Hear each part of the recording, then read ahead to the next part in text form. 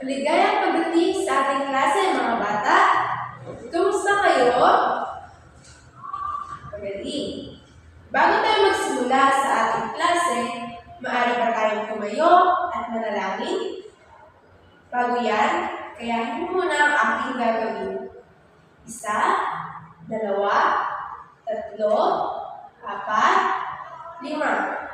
At kayahin ang aking sasabihin. Panginoon, salamat po sa bagong araw na ito sa aming pagklase. Salamat po sa katalinuhan at pag-unawa sa aming leksyon. Sa pangalan ni Jesus, Amen. Bago tayo upo, mga bata, maaari bang pulutin ang mga kalat sa ilalim ng inyong mga lamesa at inyong mga upuan? Pagkatapos, ihanay ang inyong mga upuan. Salamat, mga bata. Ngayon, nais kong malaman kung sino ang lumiban sa ating klase. Kung gayon, tatanungin ko na lamang ang kanyang magulang kung bakit siya lumiban. Nandito ang ating mga alituntunin. Pero bago natin basahin ang mga alituntunin natin, ako muna magbabasa, pagkatapos, kayo naman. Naintindihan niyo ba, mga bata? Ang unang alituntunin, tumahimik sa oras ng klase at iwasan ang pakikipag-usap sa katabi. Itaas ang kamay kung nais sumagot. Kayo naman?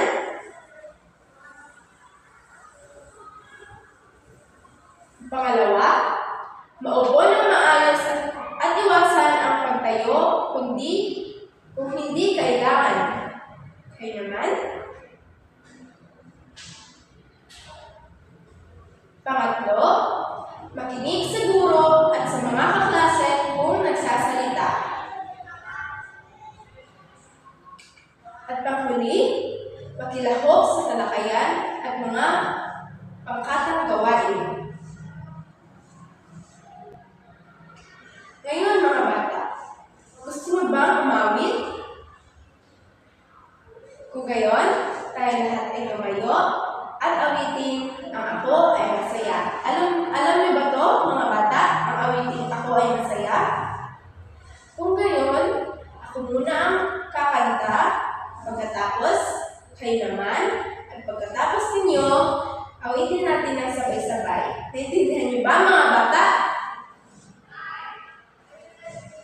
Ako ay masaya, ikaw ay masaya, tayong lahat ay masaya. Ako ay masaya, ikaw ay masaya, tayong lahat ay masaya. Itaas ang kamay, ikembot ang baywang at sumayaw. Itaas ang kamay, ikembot ang baywang at sumayaw. Naintindihan niyo ba, mga bata? Ngayon, kayo naman.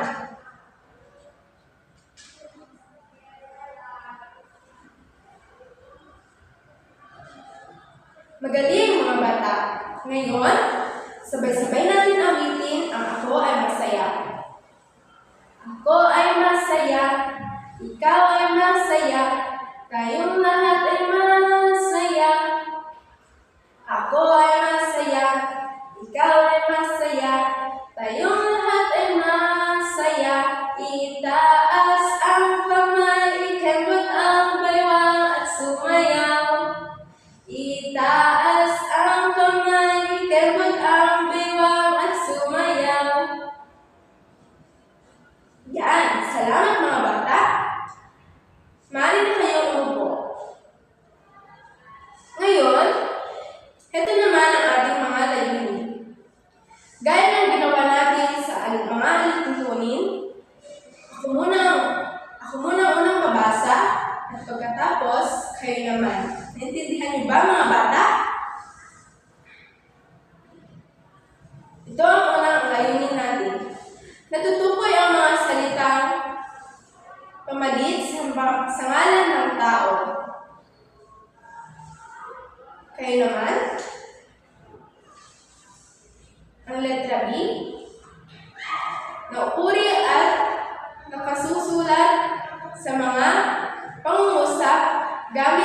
panghalip, panao, at kayo naman? Ang panghuli, nakagagamit ng mga panghalip, panao, ako, ikaw, siya, tayo, kayo, sila. Nang wasto at may paggalang sa mga kinakausap. Salamat mga bata! Ang ating leksyon ngayong araw mga bata ay patungkol sa panghalip na panao. Gusto niyo ba makarinig ng isang kwento? Magaling! Kung gusto niyo makarinig ng isang kwento na patungkol at konektado sa ating talakayan ngayong araw, ay maipapakilala ko sa inyo na tatlong magkakaibigan. At ang pamagat ng kwentong ito ay aming pangarap. Ipapakilala ko sa inyo si Melvin at si Rico at si Marilo. Masayang nagkukwentuhan ang mga magkakaibigan habang nasa labas sila ng bahay ni Maris, natutulog sa mga oras na iyon. At nagsalita si Melvin. Wow! Ang galing mo palang umawit. Sa makatuwid, gusto mo maging singer. Ikaw, Rico, ano gusto mo paglaki? Nais kong maging inhinyero. Gusto kong gumawa ng kakaibang disenyo na mas maganda at matipid sa budget tulad ng aking tiyo Alfredo. Siya ang naghikayat sa akin na maging inhinyero pagdating ng panahon. Ako, gusto kong maging dentista. Gusto kong tumulong sa mga taong may sira ang ngipin at ayusin ang kanilang ngipin. Magaling mga bata! Ngayon, narinig na ang kwento patungkol sa mga tatlong magkakaibigan. So ngayon, dumako na tayo sa ating talakayan at sasabihin ko mamaya sa inyo kung ano ang nagamit sa kwentong ito. Ano nga ba? Ayun, makikita ninyo sa ating screen na ang nagamit ay ang salita ikaw. At ano pa? Ang salita siya. Ano pa? Ang salita ako. Ang lahat ng yan, mga bata na sinabi ninyo ay panghalip na panao. May mga panghalip na inihahalili sa ngalan ng tao. Nagmamay-ari na iisa ang bilang. Nandito ang mga halimbawa nito. Ako, siya, ikaw. Ano nga ba ang ibig sabihin ng ako bilang panghalip o panghalili sa ngalan ng isang tao? Ang salitang ako ay tumutukoy sa taong nagsasalita. Halimbawa, ako ay maganda. Ako ay mabait. Ng salitang ikaw. Tumutukoy ito sa taong kausap. Ikaw ay maganda. Ikaw ay marikit. At ngayon, ang panghuli ay siya. Ano nga ba ang ibig sabihin ng siya sa panghalip o panghalili sa ngalan ng tao? Tumutukoy ang salitang siya sa taong pinag-uusapan. Siya. Siya. Siya. Ang kasunod naman ay ang mga panghalip din na inahalili sa ngalan na marami ang bilang. Ano-ano nga ba ang mga salitang ito? Or ano-ano nga ba ang mga panghalip na ginagamit natin na palagi kapag tayo ay nakikipag-alastasan sa ating mga kaibigan? Ito ay ang salitang kami, kayo, at sila. Tatlo po ito. Kami, kayo, at sila. Ano nga bang ibig sabihin ng kami? Ito ay tumutukoy sa taong nagsasalita at mga kasama. Ang kayo naman ay tumutukoy sa taong kausap at mga kasama. Kapag sinabi naman sila, ito ay tumutukoy sa taong pinag-uusapan at mga kasama. Halimbawa, kami ay nanalo ng palaro ni Mayor. Kayo ba ang kumain ng prutas dito sa ref? Sila ay naglalaro ng tumbang preso mamaya sa aming bakuran. Naiintindihan niyo ba mga bata kung ano ang mga panghalip na panao na inihahalili sa ngalan ng isang tao at maramihan? Magaling kung ganon. At alam kong naiintindihan niyo ito ng maigi. Pagbigay kami ng example, Jane. Magaling! Ikaw naman, Mario. Magaling! Ngayon, tukuyin ninyo kung ano ang maaaring gamitin sa panghalip panao sa mga larawan na ipapakita ni teacher. Okay po ba? Yes. Okay. Unang larawan. Ano ang panghalip panao na gagamitin natin dito? Magaling! Ikaw. Sunod na larawan. Magaling! Kami. Sunod na larawan. Magaling! Ako. Sunod na larawan. Magaling! Sila. Palakpakan na natin ang ating mga sarili dahil naiintindihan natin ang leksyon natin ngayong araw. Ngayon, ano nga ba ang panghalip na panao? Ang panghalip na panao ay magaling. Ang panghalip na panao ay ginagamit nating panghalili sa ngalan ng tao. Iisa man ito o maramihan. Ito ay mga salitang ako, ikaw, kami, sila, at tayo. Ngayon, may inihanda si teacher na pagsusulit. Alam ni teacher na naiintindihan na ninyo na maigi ang ating talakayan. So ngayon, pakisagot ang mga ito. Basahin mo natin ang panuto. Panuto, sa lumilitan mo ang angkop na panghalip sa pangungusap.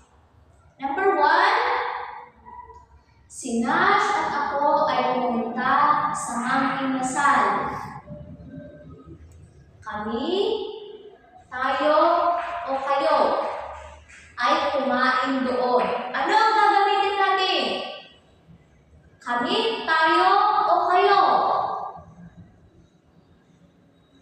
Magaling! O sunod naman, ikalawa. Sina Mario at Maria ay matatalino. Blank, sila, kami, kayo ay nakakakuha ng parangal sa eskwelahan. Ano ang sagot? Magaling mga bata. Pangatlo, ikaw at si J-Lo ay susundo sa akin sa paaralan. Blank, kami, kayo, ako, ay may dalang sasakyan. Ano ang tamang sagot, mga bata? Magaling! At pang-apat, ako at si Bert ay mangingibang bansa.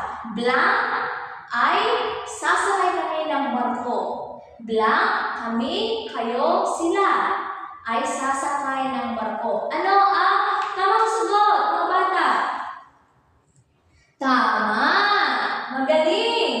Ngayon, pumunta na tayo sa ating panuto. Sa ating ikalawang gawain. Punan ng tamang panghalip na kami, kayo, sila, at tayo, isulat ang iyong sagot sa blank ay pupunta sa bukid mamayang hapon para kumuha ng mga gulay. Ano ang ilalagay? Kami, kayo, sila, o tayo? Magaling mga bata. Pangalawa, may darating na bisita, blank, nanay at tatay mamayang gabi dito sa bahay. Ano ang sagot mga bata? Magaling! Pangatlo, magtitinda, blank, si Stong ng ice candy at popcorn sa paaralan bukas. Ano ang sagot? Magaling! Si Esang kasama ng kanyang mga kaibigan para mas masayang maglakad na lang. Blank papunta sa paaralan. Ano ang sagot? Magaling mga bata. At ang panghuli, nakita ni Osong ang mga magnanakaw sa tindahan ni Lola Bora. At nakasalamuhan niya ito at dali-dali pumunta kay Lola Bora at sinabi niyang blank ang nagnakaw sa tindahan mo, Lola. Ano ang sagot? Magaling mga bata. Alam ko na naintindihan niyo ang ating talakayan ngayong araw. So ngayon, meron po tayong takdang aralin at babasahin mo ni teacher ang panuto. Tapos, babasahin mo rin at pwede nyo, kapag natapos nyo ng binasa ang panuto, pwede na ninyo isulat ito sa inyong mga takdang aralin. Panuto ng takdang aralin. Sa lumilitan ang nagamit na panghalip panao sa pangungusap. At ito na po ang inyong takdang aralin. Well, kapag natapos na po ninyong sinulat ang inyong mga takdang aralin, maaari po ba tayong tumayo lahat, mga bata? At pulutin ulit ang mga dumi na nagkalat sa sahig. Gayon din, ihalay natin ng maayos ang mga upuan. Kapag nahalay natin ng maayos, tayo tatayo at tayo mananalangin. At tayo na po ay pwede nang umuwi. Sundan nyo ang sasabihin ni teacher. Panginoon, maraming salamat po sa araw na ito dahil binigyan nyo kami ng sapat na lakas. At gayon din po, naway na unawahan namin na mabuti ang aming leksyon ngayong araw. In Jesus' name, Amen.